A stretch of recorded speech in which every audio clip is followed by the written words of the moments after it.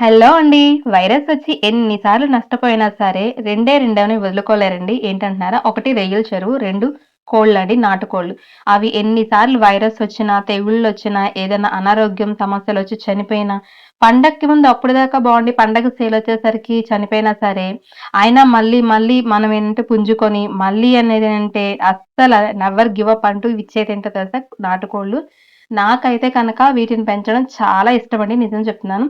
Starting అయితే నేనొక పెట్టతో start చేశాననమాట 2 ఇయర్స్ బ్యాకు.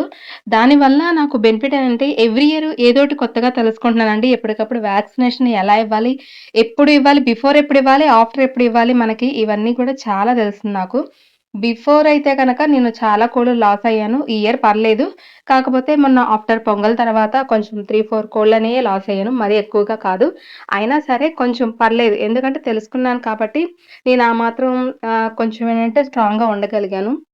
అలాగే ఇవైతే కనుక నేను ఎగ్స్ అనేవి ఎగ్స్ అనేవి నేను ఇంక్యుబేటర్ కింద హ్యాచింగ్ చేసినాయండి. ఫస్ట్ టైమ్ అండి. ఇప్పటివరకు నేనెప్పుడు అలా చేయలేదు. ఎప్పుడు పెట్టల కిందే వేసేదాన్ని. బట్ ఏంటంటే కొంచెం పెట్టలనేవి లేకపోవడం వల్ల నేను ఈ ఎగ్స్ అని ఇంక్యుబేటర్ కింద పెట్టి తీసుకొచ్చాను. ఇవైతే కనుక మనుషులకి చాలా క్లోజ్‌గా బావుంటున్నాయండి. అసలు ఎక్కడుంటే అక్కడికొచ్చేస్తాయి. పిలిస్తే వస్తాయి. మనం ఏదైనా చిన్న సౌండ్ చేసినా కూడా చాలా అలర్ట్‌గా ఉంటాయండి. చాలా స్మార్ట్‌గా గూడా ఉంటాయి అసల. టూ ఇంటెలిజెంట్ నిజం చెప్తున్నాను కదా! వీటికి తల్లి అనేది ఉంచాను గానీ మొన్న వైరస్ వల్ల చనిపోయింది. అప్పటినుంచి వీటిని చాలా జాగ్రత్తగా చూసుకుంటూ వస్తున్నాను. చూడాలి లాస్ట్‌కైతే గనక ఎన్ని పిల్లలు మిగులుతాయో ఏంటో! మనం జాగ్రత్తగా చూసినా సరే ఏదో ఒక మిస్టేక్ అవుతూ ఉంటుంది కదా! సో, ఈసారైనా సరే స్ట్రాంగ్‌గా ఉండి ప్రతి ఒక్కదాన్ని ఎలా కూడా మిస్ అవ్వకుండా జాగ్రత్తగా చూసుకోవాలి అనుకుంటున్నాను.